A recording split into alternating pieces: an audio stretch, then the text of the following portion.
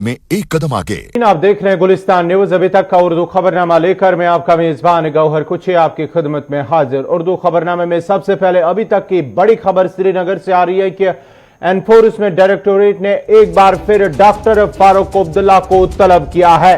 Cricket घोटाला मामले में डॉक्टर फारूक अब्दुल्ला से पूछताछ हो रही है। इससे कबल भी ईडी की जानिब से डॉक्टर फारूक अब्दुल्ला को तलब किया गया है। दो रोज खबर और आज एक बार फिर ईडी के दफ्तर वाका राजबाग श्रीनगर में एनसी सदर member parliament doctor Farooq Abdullah को तलब किया गया है। ईडी राजबाग दफ्तर में फारूक अब्दुल्ला को तलब किया गया है। एक हफ्ते के अंदर अंदर एनसी सदर को दूसरी बार एनफोर्समेंट डायरेक्टोरेट की जानिब से उनका तलब किया गया है। मजीद तफसीलात के लिए श्रीनगर चलते हमारे साथ जुड़ चुके सनम एजाज। सनम, क्या कुछ ताजा अपडेट है? एक बार फिर जो है डॉक्टर फारूक अब्दुल्ला को तलब किया गया है। देखिए, बिल्कुल गौहर, ये लगातार दूसरी बार है इस हफ्ते में। दूसरी बार है जब फारूक अब्दुल्ला को इन्फोर्समेंट डायरेक्टोरेट जो है वो तलब किया गया है। इससे पहले परसों उसे क्रिकेट स्कैंडल में ही, अभी तक बताया जाता है क्रिकेट स्कैंडल में उसे तलब किया गया था और लगभग 7 घंटे तक उनसे पूछताछ की गई थी। और उसके बाद जब फारूक अब्दुल्ला बाहर निकले थे तो उन्होंने उससे पहले अगर देखा जाए, जैसे फारूक अब्दुल्ला को तलब किया गया था तो उमर अब्दुल्ला ने ट्वीट किया था, बाबा मुफ्ती ने रिएक्ट किया था और नेशनल कॉन्फ्रेंस ने भी रिएक्ट किया था और सबने यही बताया था कि कश्मीर की जो गुपकार डिक्लेरेशन है इस हवाले से बौखला गई है सरकार ने, सरकार को बौखलाया हुआ बताया था। और इस हवाले से उन्होंने फारूक अब्दुल्ला को बताया था कि गिरफ्तारी हुई, उनकी पूछताछ हो रही है और आज फिर पूछताछ के लिए फारूक बुलाया गया है। इन्फोर्समेंट डायरेक्टोरेट में एक जिम्मेदार से हमारी बात हुई, उनका कहना था कि ऑफ द रिकॉर्ड उन्हें बताया कि परसों की जो पूछताछ थी वो इनकम्प्लीट अभी है और उसी सिलसिले में उनसे पूछताछ की जा रही है, आगे पूछताछ, और अभी भी उन्होंने कहा कि कार्रवाई जारी रहेगी। दूसरी तरफ से एनसी की जानिब से जो बयान जारी किया गया, ट्वीट किया है उमर अब्दुल्ला की जानिब से कि आज उस वक्त डॉक्टर फारूक अब्दुल्ला को बुलाया गया है ईडी की जानिब से जब उनकी सालगिरह है, बर्थडे है और साथ ही साथ आज वो 84 बरस के हो रहे हैं। और दूसरी तरफ एनसी की जानिब से भी एक बयान जो है मजम्मत की गई है ईडी की इस कार्रवाई की। देखिए, बिल्कुल नेशनल कॉन्फ्रेंस हो या उमर अब्दुल्ला, दोनों, उमर अब्दुल्ला चूंकि नेशनल कॉन्फ्रेंस के भी हैं तो दोनों जो हैं ये इन्होंने लगातार इसकी तनकीद कर रहे हैं और इसको सरकार की बौखलाहट से ताबीर कर रहे हैं। ये नेशनल कॉन्फ्रेंस के लोग हैं। उमर अब्दुल्ला ने भी जो ट्वीट किया है उसमें उन्होंने बताया कि उनके वालिद की आज सालगिरह थी और सालगिरह पर उनको तोहफा दिया गया है। अगर देखा जाए तो नेशनल कॉन्फ्रेंस से कुछ हल्के ये बता रहे कि ये वफादारी का तोहफा दिया जा रहा है फारूक अब्दुल्ला को। और अब उसमें ये एक बात और निकल के आ रही है, बहाना ये भी जा रहा है कि जो दूसरे कुछ पॉलिटिकल लीडर्स हैं उनको भी शायद ईडी या जो स्टेट की जो वीओज के है अकाउंटेबिलिटी जो डिपार्टमेंट है वो भी उनको शायद बुला सकता है। कहा यही अंदाजे यहाँ पे लगाए जा रहे हैं। और इन सारे के बीच में आप देखना सबसे इंपॉर्टेंट यही होगा कि फारूक अब्दुल्ला के निकलते हैं आज तो क्या कुछ वहां से निकल के आता है। जब वो यहाँ ईडी की इंक्वायरी से, आज की दिन की इंक्वायरी के बाद निकलते हैं तो वो किस तरह का रद्द-ए-अमल पेश करते हैं, उसके बाद ही अंदाजा लगाया जा सकता था कि आगे क्या होगा जम्मू कश्मीर की इस सारी सिचुएशन का। चलिए, बहुत बहुत शुक्रिया सनम एजाज साहब का। ये थे सनम एजाज जो बात कर रहे थे, तफसीलात फराहम कर रहे थे। एनसी के सदर जो है doctor Farooq Abdullah member parliament, उन्हें आज एक बार फिर एनफोर्समेंट डायरेक्टोरेट की जानिब से तलब किया गया है। क्रिकेट घोटाला मामले पर जो पूछताछ हो रही, इससे कबल भी ईडी की जानिब से उन्हें तलब किया गया था जहां पर उन्हें 7 घंटे तक लगातार पूछताछ की गई है। पूछताछ के बाद ही डॉक्टर फारूक अब्दुल्ला ने कहा कि उन्हें हमेशा से ही इसका अंदेशा है, सवालात के गधेरे में वो उन्हें खड़ा किया जाएगा, उन्हें तलब किया जाएगा पूछताछ के लिए। उन्होंने कहा कि ये जो गुपकार डिक्लेरेशन हुआ पीपल्स अलायंस की जानिब से जो इत्तेहाद बना है उसको लेकर उनके खिलाफ कार्रवाई की जा रही था। उन्होंने कहा कि उन्होंने किसी घोटाले में वो कहीं ना कहीं उन्होंने अपनी जो है, उन्होंने कहा कि घोटाले में उसका कोई लेन देन नहीं है। ताहम ईडी की जानिब से लगातार पूछताछ हो रही है। दूसरी बार आज डॉक्टर फारूक अब्दुल्ला को तलब किया गया और साथ ही साथ नेशनल कॉन्फ्रेंस की जानिब से इसके बाद ही ईडी की जानिब से जब डॉक्टर फारूक अब्दुल्ला को तलब किया गया हो तो एनसी की जानिब से एक बयान जो है मजम्मत की गई है ईडी की इस कार्रवाई का।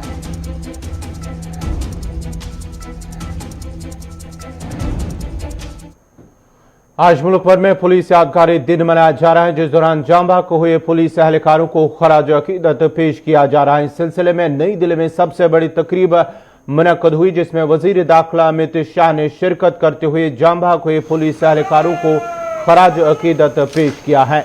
मरकजी वजीर दाखिला अमित शाह ने मुल्क की दाखिली और खारजी सिक्योरिटी में मसरूफ पुलिस एहलकारों की सताइश करते हुए आज उन्हें यकीन दहानी कराई कि वो मुल्क की दाखिली सलामती को संभाले। मोदी हुकूमत उनके अहल खाना की देखभाल करेंगे। पुलिस एहलकारों को मुखातिब करते हुए अमित शाह ने कहा कि वो मुकम्मल इत्मीनान के साथ और पूरी मुस्तैदी से मुल्क की दाखिली सलामती और अमन अमाल के हालात को संभालेंगे और सरकार उनके अहल खाना को संभालेंगे। उन्होंने मजीद कहा कि मुल्क की सरहदों के तहफ़्फ़ुज़ में मसरूफ पुलिस फोर्स फौज की मदद से अपना काम अंजाम दे रही है और अब सरहदों को नाकाबिल तस्खीर बनाने के लिए टेक्नोलॉजी का बड़े पैमाने पर भी इस्तेमाल किया जा रहा है।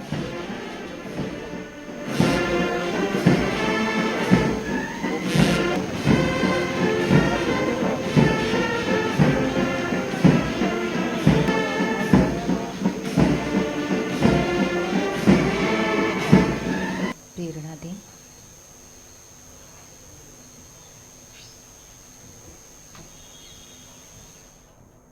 एक 130 करोड़ की आबादी वाली इस देश के जन जन के हृदय में इनकी बलिदान की भावना भी अंकित है। 35,398 कर्मियों ने अब तक शहादत दी है। मैं उन सभी शहीदों के परिवारजनों को कहना चाहता हूं कि ये स्मारक सिर्फ ईंट, पत्थर, चूने और सीमेंट से बना हुआ स्मारक नहीं है। ये स्मारक इस बात का पूरे देश को हमेशा स्मृति दिलाता है कि आपके परिवारजनों ने जो प्राणों की आहुति दी है उसने हमारी आजादी को, हमारे देश को, हमारे देश के झंडे को अमरत्व देने का काम किया है। उनका बहाया हुआ खून का एक एक कतरा देश को विकास के पथ पर आगे ले गया है। दुनिया में पहली बार इस संकट का सामना कर रहे थे, मगर उस वक्त जब देश के प्रधानमंत्री ने कॉल दिया कि लॉकडाउन करेंगे और इस महामारी को रोकने का प्रयास करेंगे, मुझे कहते हुए देश के गृह मंत्री के नाते बहुत गर्व होता है कि लॉकडाउन के अमलीकरण के लिए चाहे लाखों लाखों प्रवासी मजदूर अपने घर पर जाते हो, उनको सहायता करने के लिए, कहीं कोई बीमार है बीच में छूट गया उसको अस्पताल पहुंचाने के लिए, कॉलोनी में कोई बीमार पड़ गया घर में कोई साथ में है नहीं तो उसको अस्पताल पहुंचाने के लिए जरूरत पड़ी, वहां पर ब्लड डोनेशन से लेके प्लाज्मा डोनेशन तक करने तक पुलिस कर्मचारियों ने पीछे मुड़कर नहीं देखा। और आज जब पुलिस कर्मचारियों ने पहली पंक्ति में रहकर कोरोना के खिलाफ जो लड़ाई लड़ी है उसको पूरा देश सराहता है। देश के प्रधानमंत्री जी ने भी कई बार इसकी सराहना की है और मैं आज बहुत विनम्रता के साथ देश के सामने रखना चाहता हूं कि पुलिस परिवार के लोगों ने, सुरक्षा बलों ने ये लड़ाई लड़ते लड़ते हमारे 343 साथी हमने गंवाए हैं। उन्होंने अपनी जान न्यौछावर कर एक कोविड महामारी के खिलाफ लड़ाई भी लड़ी है। पुलिस का ये बलिदान, कोविड के खिलाफ जो लड़ाई का इतिहास लिखा जाएगा उसमें हमेशा सुवर्ण अक्षरों से लिखा जाएगा। उषा ठाकुर की जानिब से मदरसे के मुतल्लिक दिए गए मुतनाज़ा बयान पर उमर इलियासी ने कहा कि इस तरह के बयानात से उन्हें परहेज करना चाहिए। उन्होंने कहा कि मदारिस में दुनियावी तालीम के साथ साथ दीनी तालीम दी जाती है। याद रहे कि मध्य प्रदेश के शहर इंदौर में प्रेस कॉन्फ्रेंस के दौरान उषा ठाकुर ने कहा था कि पूरा मुल्क जानता है कि शिद्दत पसंद मदारिस में पले बड़े हैं। मदरसे दीनी तालीम दी जाती है मदरसों के अंदर, और ये मदरसे आज से नहीं हैं, ये हमेशा से मदरसे रहे हैं। चूंकि स्कूली निज़ाम तो अब शुरू हुआ है, पहले मदरसे ही हुआ करते थे या गुरुकुल हुआ करते थे। राजा राम मोहन रॉय जिन्होंने स्त्री प्रथा का के अंदर बदलाव लाए, और बहुत बड़े बड़े हमारे लोग, सभी लोग ज्यादातर मदरसे से पढ़े हुए हैं। मदरसे के अंदर दीन की तालीम दी जाती है, वहां नफरत की बात नहीं, मोहब्बत की बात बताई जाती है। तो मुझे लगता है कि इस तरह के जो बयान आते हैं मदरसों के खिलाफ, वो नहीं आने चाहिए। हाँ, अलबत्ता इतना जरूर है कि मदरसों को और बेहतर बनाने के लिए जो भारत सरकार ने कदम उठाए हैं और जिस तरह से उनको मॉडर्नाइज किया जा रहा है वो एक अच्छी बात है। क्योंकि मदरसों के अंदर दीनी तालीम के साथ साथ मॉडर्न एजुकेशन का साथ उसके साथ आ जाना और ख़ास तौर पर साइंस, मैथ्स इस तरह के हिस्से उसके अंदर अगर आते हैं तो मुझे लगता है कि ये बहुत अच्छी बात है। हम मुख्यधारा से जुड़ना चाहिए, क्योंकि बहुत बड़ी तादाद मदरसों से बच्चे निकलते हैं। तो अगर वो लोग मुख्यधारा से जुड़ेंगे, भारत के निर्माण में योगदान देंगे तो एक बहुत अच्छा होगा। हमें इस बात को ध्यान रखना चाहिए कि बगैर तस्दीक किए किसी बात को कहना मुनासिब नहीं है। मदरसे जो है आज भी हमारे यहाँ जिस तरह से जो इस्लाम की तालीम देते हैं, इस्लाम की तालीम प्यार की, मोहब्बत की, पीस की तालीम है, नफ़रत की तालीम नहीं है। तो मैं समझता हूँ कि दीन और दुनिया के तौर पर अगर मदरसों का मॉडर्नाइजेशन होता है बहुत अच्छी बात है, लेकिन मैं उन बयानों का खंडन करता हूँ जो मदरसों के ऊपर इल्ज़ाम लगाते हैं। अब लाइन ऑफ कंट्रोल से बड़ी खबर आ रही है कि कस्बा और किरनी सेक्टरों में पाक भारत अफवाज के दरमियान गोलाबारी का तबादला हुआ है। बड़ी खबर आ रही है लोसी से कि वहां पर पूंछ के कस्बा और किरनी सेक्टरों में पाक भारत अफवाज के दरमियान गोलाबारी हुई है। सरहदी जिला पूंछ में सीज फायर माहदे की खिलाफ वर्जी, कस्बा और किरनी में सेक्टरों में पाक भारत अफवाज के दरमियान गोलाबारी, फौजी चौकियों के साथ साथ रिहायशी इलाकों को भी निशाना बनाया जा रहा है। दोनों के दरमियान लगातार गोलाबारी हो रही है। अगरचे 2 रोज की खामोशी, बंदूकें खामोश रहने के बाद एक बार फिर गोलियों की गनगरिश से पूरा इलाका लरज उठा है। पूंछ के कस्बा और किरनी सेक्टरों में दोनों अफवाज के दरमियान गोलाबारी का तबादला हुआ है।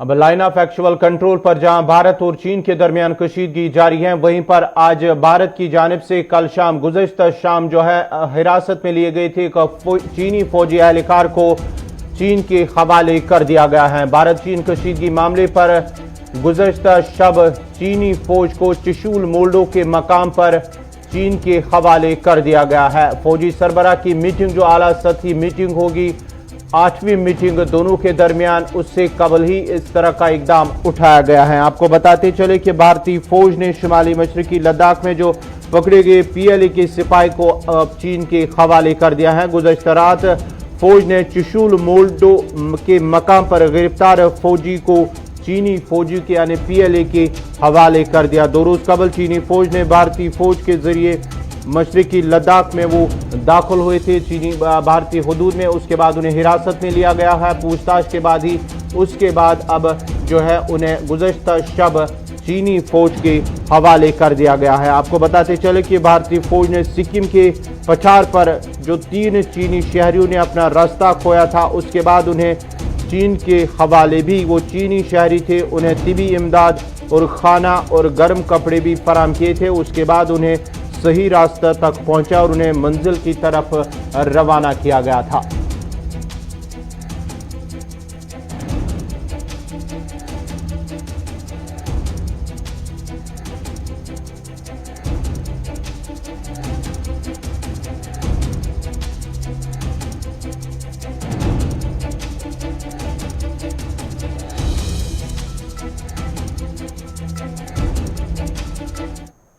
अब बात करते हैं मुलाजमीन की। आरजी मुलाजमीन जो मुस्तकिल होने की मांग कर रहे थे, लगातार उन्हें तनख्वाहों की वागुजारी को लेकर मांग कर रहे थे। आरजी मुलाजमीन का आज राजभवन घेराव का प्रोग्राम था, लेकिन इससे कबल एहतजाजी प्रोग्राम से कबल इंतजामिया ने एक वफद को तलब किया है। इंतजामिया और मुलाजमीन की रसाकशी को ख़त्म करने की कोशिशों के दौरान जो है मुलाजमीन मांग कर रहे थे मिनिमम वेजेस एक्ट और मुस्तकिली की मांग कर रहे थे। साथ ही साथ जो उनकी रुकी पड़ी तनख्वाहें हैं, पिछले 1 सालों से 2 सालों से उनकी रुकी पड़ी तनख्वाह है, उसको भी वागुजार करने के सिलसिले में मुलाजमीन लगातार एहतजाज कर रहे थे। PDD, PHE और दीगर कई महकमों में आरजी मुलाजमीन हैं, डेलीवेजर्स हैं, उनकी जानिब से लगातार जो है एहतजाज किया जा रहा था और आज राजभवन का घेराव प्रोग्राम रखा था। लेकिन इससे कबल ही आज 10 बजे के करीब, 10:30 बजे के करीब उनकी मीटिंग थी इंतजामिया के अफसरान के साथ। आज जो है मीटिंग होने वाली थी। उसके बाद ही मीटिंग में क्या कुछ हुआ वो भी हम आपको बताएंगे कि मीटिंग में क्या हुआ। किस वफद की जानिब से मीटिंग में शमूलियत की गई है। एहतिजाजी प्रोग्राम से कबल ही इंतजामिया ने एक वफद को तलब किया था। इस खबर पर तफसीलात के लिए हमारे साथ जुड़ चुके हैं आरसी मुलाजमीन के जो प्रेसिडेंट है सज्जाद अहमद परे। परे साहब, आज जो आपका प्रोग्राम था राजभवन घेराव, इससे कबल ही आपको इंतजामिया की जानिब से तलब किया गया है, मीटिंग हुई है, क्या कुछ हुआ मीटिंग में?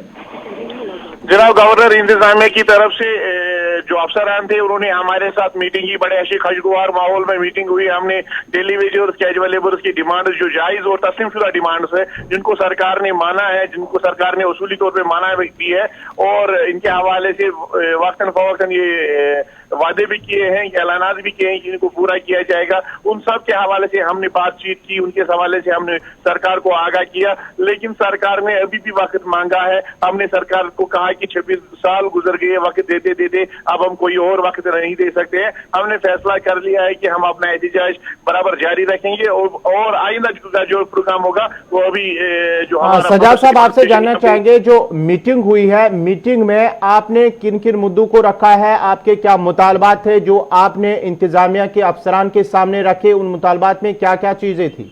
हमने कोई नया मुतालबा नहीं किया है। जो हम पिछले कई सालों से मुतालबात करते आ रहे हैं, जिनको सरकार ने माना है, जो सरकार ने तस्लीम किए हैं, जायज ठहराया है, वो है रेगुलराइजेशन पॉलिसी, डेली वेजर्स 61,000 की जो आरजी मुलाजमिन है उनकी रेगुलराइजेशन पॉलिसी, उनकी मुस्तकिली के अहकाम सादिर करना, मिनिमम वेज एक्ट जो सारे यूटीज में और बाकी स्टेट्स में है थ्रू आउट इंडिया, जो मिनिमम वेज एक्ट लागू किया गया है, जिसको पार्लियामेंट ने पास किया है, जिसको लेबर कमिश्नरी ने पास किया है, वो उसके हवाले से उसकी इम्प्लीमेंटेशन। और तीसरी डिमांड हमने रखी है लैंड ओनर्स की, जिन्होंने जमीन दी है, उनके हक में मुस्तकिली के अहकाम, रेगुलराइजेशन के अहकाम सादिर किए जाए। और उसके बाद जो हमारी पेंडिंग और अर्नड वेजेस जो है या मंथली वेजेस जो है, जो हमारा हक बनता है 30 दिन के बाद, उसकी रिलीज करने की बात हमने की, उसकी डिमांड की हमने। और जो लोग हमारे दरमियान आज नहीं है, जिन्होंने डिपार्टमेंट के लिए कुर्बानी दी है, जिन्होंने अपने आल को कुर्बान करके जो दौरान ड्यूटी शहीद हो गए। सज्जाद साहब, आपसे जानना चाहेंगे जो आपने मुतालबात रखे इंतजामिया के अफसरान के सामने, उन्हें कितना वक्त बोला गया है कि आपको कि इन मुतालबात को हल किया जाएगा?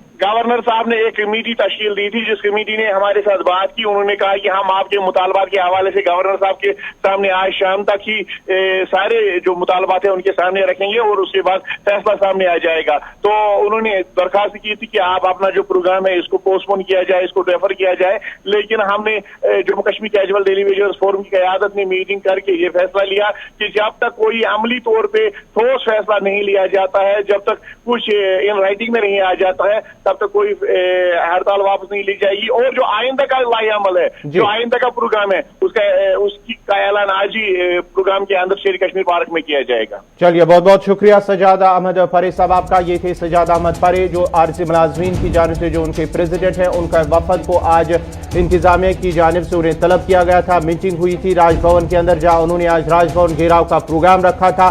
उनकी जो मुस्तकिली की मांग है और साथ ही साथ मिनिमम वेजेस एक्ट और लैंड ओनर्स की जो वादा किया गया था सरकार की जानिब से उनके नौकरियों के हवाले से, और इस सिलसिले में आज उन्होंने राजभवन में घेराव प्रोग्राम रखा था। उससे कबल ही इंतजामिया ने उन्हें मीटिंग तलब की थी, उनके साथ मीटिंग, जहाँ वफद ने अपने जो मुतालबात है उनके सामने रखे था। इंतजामिया ने उनसे फिलहाल वादा किया है कि जो उनके मुतालबात है वो गवर्नर साहब को LG मनोज सिन्हा के सामने वो रिपोर्ट पेश करेंगे। उसके बाद ही आने वाले वक्त में जो है उनके मुतालबात है वो हल होंगे या नहीं, ये तो आने वाला वक्त ही बताएगा।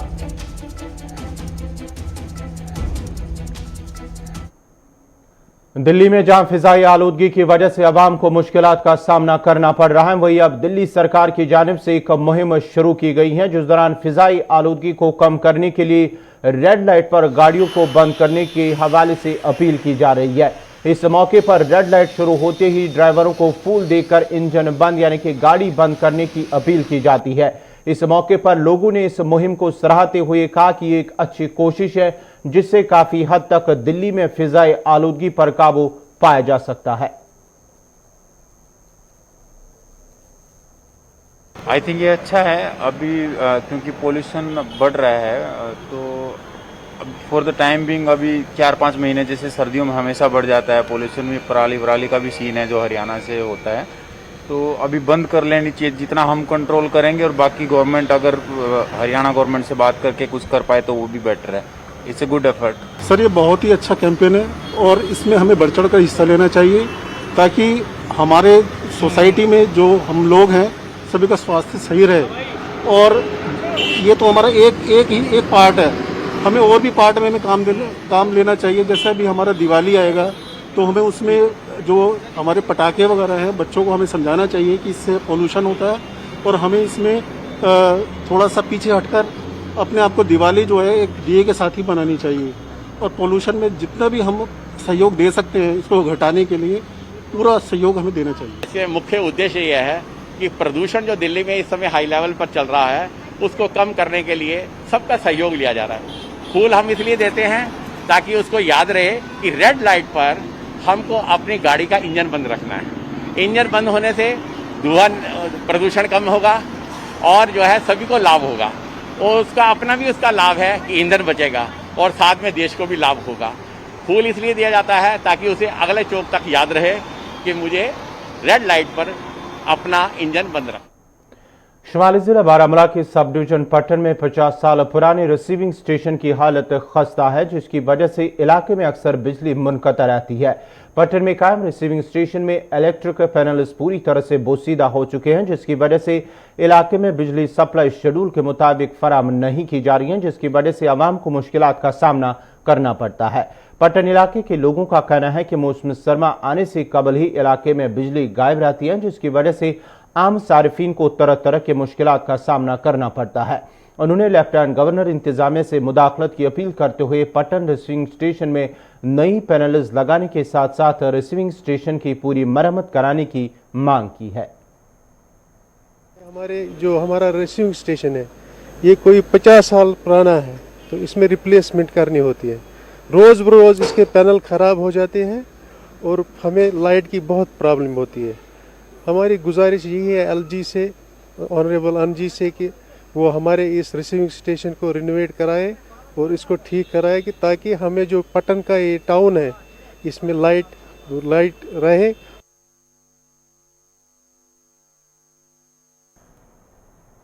सुरनकोट के अमोड़ा इलाके में पीने के साफ पानी की अदम दस्तियाबी की शिकायत करते हुए इलाके के लोगों का कहना है कि पीने के पानी की किल्लत से उन्हें मुश्किलात का सामना करना पड़ता है, जबकि उन्हें लंबी मसाफत तय करके पानी लाना पड़ता है, जिसकी वजह से उन्हें दिक्कतों का सामना करना पड़ता है।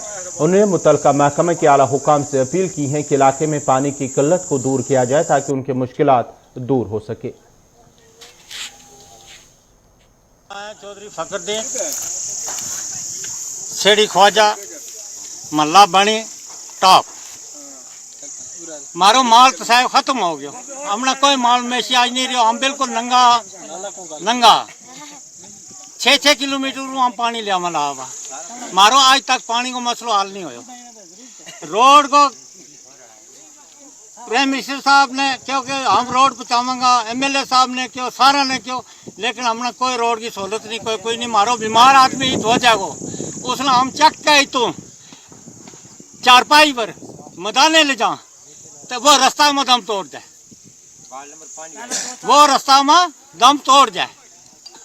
चाहे कांग्रेस गवर्नमेंट थी, चाहे एनसी की थी, चाहे आज या भारतीय जनता पार्टी की है, हमारे तरफों वही हमारा शस्त्री राज है अंग्रेजों को जो 47 तो पहले था। हमने कोई इस हिंदुस्तान आज़ाद है लेकिन हम आज़ाद नहीं हैं। हमारे हालात देख लो, हम किस हालात के बीच।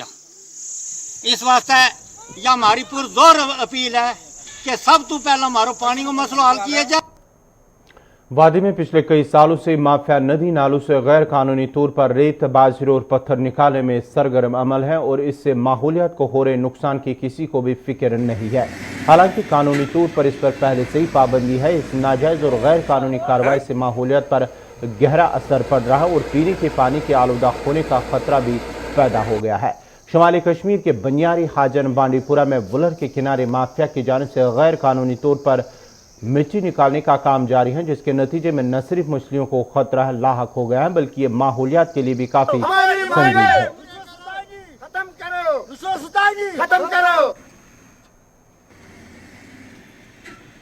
ये चारवाइन माल से बचान सोन योत बिल्कुल ये तरफा तो गुपन तीर खवताम पान बिल्कुल बिल्कुल ये घास खेवान तेल बचान ठेकदार तो या चारोई ये अत न्यू बुथ और सोर हथ खत लगभग कत हाथ सोर हथ आपकी वजह से मुझे आज ये शिकायत मिली, तो लेकिन मैं आज ही तहसीलदार में कुदरती यहाँ आया भी हूँ और ये हाजिन जो है ना यूरिसडिक्शन में तहसीलदार हाजिन वो आज भी आए हैं।